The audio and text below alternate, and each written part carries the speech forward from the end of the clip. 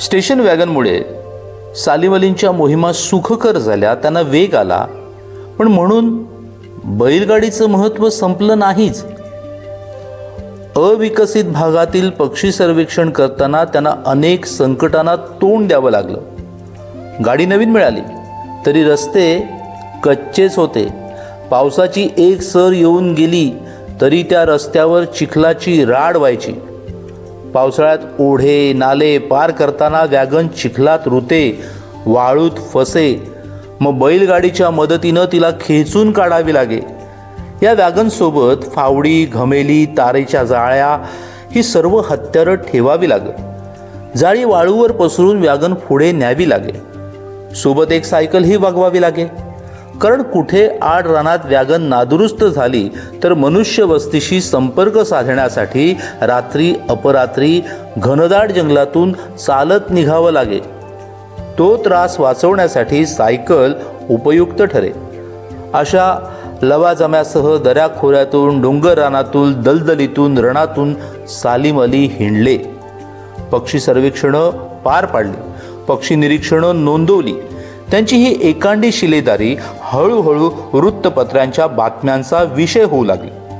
सालीम अली, पक्षी निरीक्षण, ऋतूबदल या गोष्टी एकमेकात गुंफल्या गेल्या. स्थलांतरित पाहुणे आले का? पावसाळ्याच्या आगमनाची वार्ता आणणारे पक्षी मुंबईत आढळू लागले का? म्हणून त्यांच्याकडे पृच्छा होऊ लागली. सालीम अलींचा उल्लेख लिटिल बर्डमॅन ऑफ इंडिया असा होऊ लागला. भारतातील 3 प्रसिद्ध पक्ष्यांपैकी एक कावळा, मोर आणि सालीम अली असा लौकिक झाला. एवढंच नव्हे तर त्यांच्या पक्षी निरीक्षणावर चुटकेही रचले गेले. पक्ष्यांचा एक थवा पृथ्वी पर्यटनाला निघालाय. प्रवास करता करता तो भारतीय उपखंडावरून चाललाय. त्यातला मार्गदर्शक पर्यटकांना म्हणतोय, आता आपण नेमके भारतीय भूप्रदेशावरून उडत आहोत. खाली जरा नीट न्याहाळून पहा. सालीम अली डोळ्याला दुर्बीण लावून आपलं निरीक्षण करत असल्याचं दिसेल.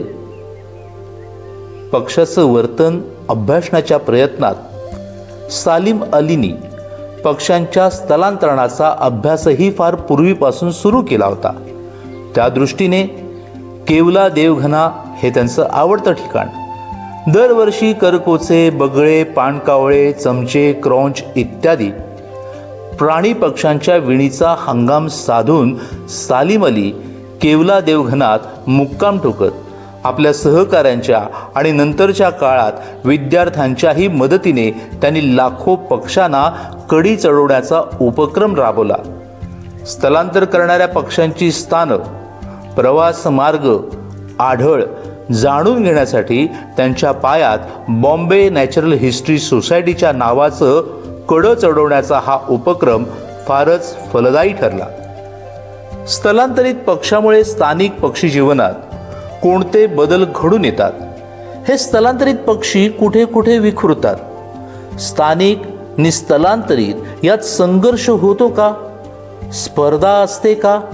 मानवी हस्तक्षेपामुळं पक्ष्यांच्या परंपरागत जीवनात कोणता विक्षेप येतो का?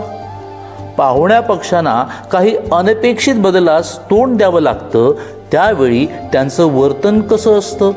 या व अशा दृष्टिकोनातून सालीम अलींनी अनेक अभ्यास प्रकल्पांची उभारणी केली आणि संग्रहालयात बसून साचेबद्ध अभ्यासक्रम पार पाडत राहण्यापेक्षा असं निरीक्षणातून पक्षीशास्त्र अभ्यासनाला चालना मिळाल्यावर अनेक तरुण त्याकडे वळले. सालीम अलींच्या प्रयत्नामुळे भारतभर अनेक ठिकाणी पक्षी अभयारण्य घोषित झाले. केवला देवघना, चित्रक, पॉइंट कॅलिमर, हरिके लेक. सालीम अलींच्या पक्ष्यांच्या स्थलांतरणाचा अभ्यास एवढा गाढा की जागतिक आरोग्य संघटना WHO पक्ष्यांच्या स्थलांतरणाबाबतीतील प्रश्नांची उकल करण्याकरता सालीम साहेबांना पाचारित असे.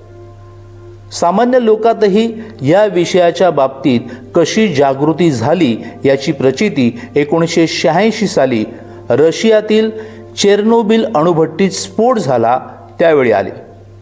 चेर्नोबिल येथील दुर्घटनेमुळे किरणोत्सर्ग किती प्रमाणात झाला, तिथून स्थलांतर करून भारतात येणाऱ्या पक्ष्यांना त्याची बाधा झाली आहे का, त्यामुळे भारतीय जनतेला कितपत धोका संभवतो याविषयी शोध घेतला जावा अशी मागणी होऊ लागली. संसदेत तसे प्रश्न उपस्थित केले. सोसायटीने 15-20 पक्षी केवला देवघनातून आणून मुंबईच्या BARCकडे तपासणीसाठी पाठवले. त्या पक्ष्यांना किरणोत्सर्ग झाला नसल्याचे निष्पन्न झाले.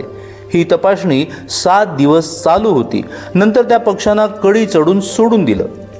पक्ष्यांच्या स्थलांतरणा इतकंच दुर्मिळ होत चाललेल्या पक्ष्यांचंही कोडं त्यांना होतच.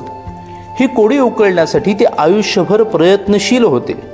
डोंगरी लावा, जेरोडोनचा कोरचर, ब्लेविटचा जंगली पिंगुळा आणि गुलाबी डोक्याचं बदक या 4 पक्षी जाती भारतातून नामशेष झाल्या असाव्यात अशी भीती व्यक्त केली जायची. हिमालयात आढळणारा डोंगरी लावा शोधण्यासाठी 1935 सालापासूनच त्यांनी अनेकदा शोध मोहिमा काढल्या. इंग्लंडच्या म्युझियममधून त्याचा नमुना मागून अभ्यास केला. 1986 साली म्हणजे वयाच्या 90तही त्यांनी त्यासाठी शोध मोहीम आखली, पण डोंगरी लावा काही दिसला नाही. जेरोडोनच्या कोरचरने मात्र त्यांची इच्छा पूर्ण केली. त्यांच्याच मार्गदर्शनाखाली तरुण पक्षीशास्त्रज्ञ भारतभूषण यांनी ही मोहीम हाती घेतली. 12 जानेवारी 1986 रोजी त्याला हा पक्षी कुडप्पा जिल्ह्यातल्या लंकामलाई पर्वतराजीच्या पायथ्याशी आढळला. तारेने ही खबर त्यांनी सालीम साहेबांना कळवली. त्याला पाहायला ते तिथे जाऊन आले. ब्लेविटचा जंगली पिंगुळा आणि गुलाबी डोक्याचं बदक ह्या 2 पक्षी जाती आढळल्याची नोंद करायची संधी त्यांना लाभली नाहीच. उण्यापुऱ्या 80 वर्षाच्या पक्षी निरीक्षणात सर्वेक्षणात एकही पक्षी जात आपल्या खात्यावर मांडण्याचं भाग्य सालीम अलींना लाभलं नाही खरं, पण पुढे त्यांच्याच हाताखाली शिकून तयार झालेल्या त्यांच्या विद्यार्थ्यांनी वर्गीकरणात काही पक्षी उपजातींना सालीम अली नावे नोंदवलं. हा लाभ भारतीय पक्षीशास्त्राच्या दृष्टीने मोलाचा. फिनची बाया सुगरण नामशेष झालेली नाही हे सालीम अलींच्या शोध मोहिमांमुळेच सिद्ध झालं आणि ही पक्षीजात दुर्मिळ नामशेष झाली हा समज खोटा ठरला. हिमालयातील हनी गाईड पक्षाची भेट तर त्यांच्या आठवणीतलं तजेलदार पीस. 1973 साली वयाच्या 17व्या वर्षी ते भूतानच्या पक्षी सर्वेक्षण मोहिमेवर होते. सोबत होते S.A. हुसेन, अमेरिकेचे पक्षीशास्त्रज्ञ डॉक्टर रिप्ली. कोसिलला या लष्करी तळावर त्यांच्या मुक्कामाची सोय होती. आता पावे तो सालीम अली जागतिक कीर्तीचे पक्षी तज्ज्ञ म्हणून ख्याती पावलेले. त्यांच्या मोहिमांना सरकारी सहकार्य लाभू लागलेलं.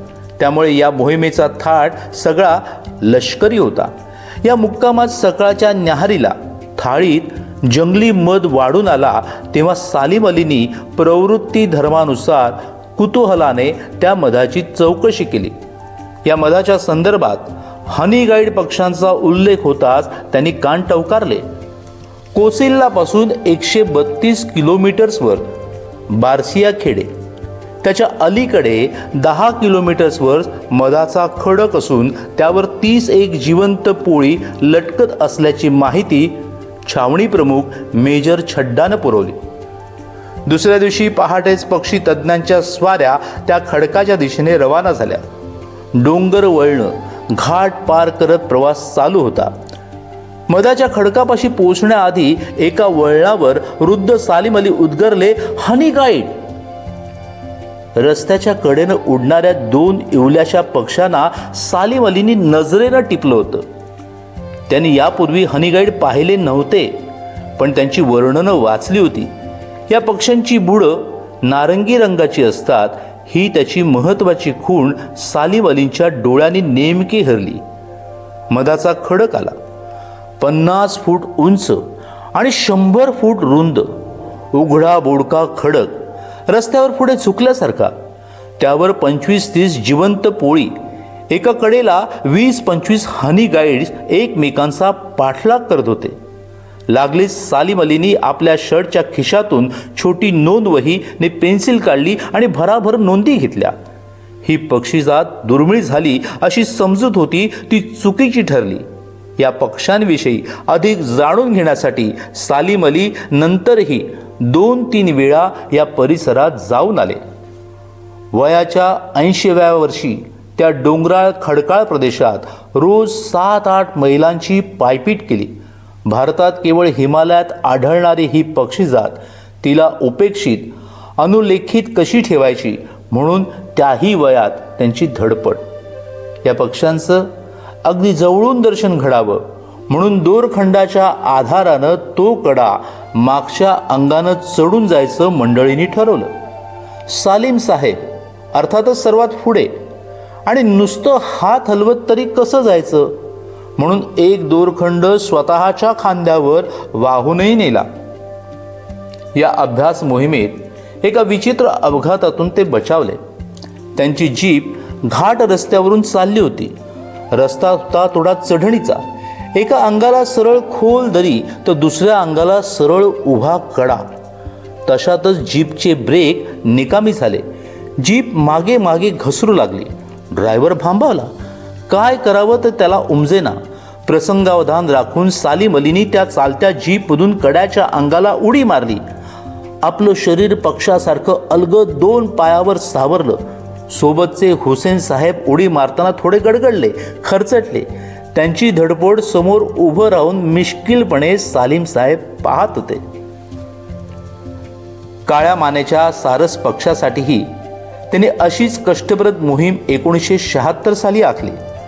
त्या वर्षी जागवन्य निधी आणि सोसायटी यांनी तिबेटमधील या पक्ष्यांसाठी संयुक्तपणे अभ्यास मोहीम हाती घेतली. अर्थात सूत्रधार होते सालीम अली.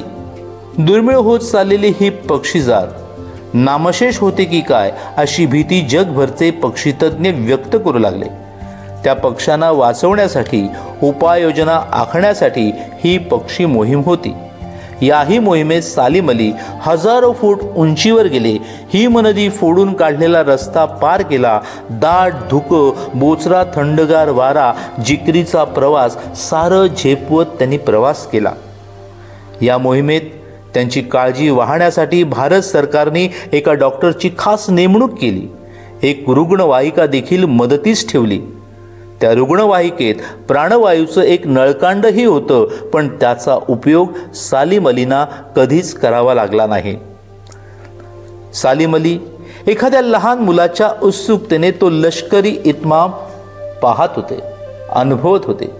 लष्करी पद्धतीनं प्रवासाची आखणी तसेच रंगीत तालीम व्हायची, तीही आपल्या कॅमेराने ते टिपायचे.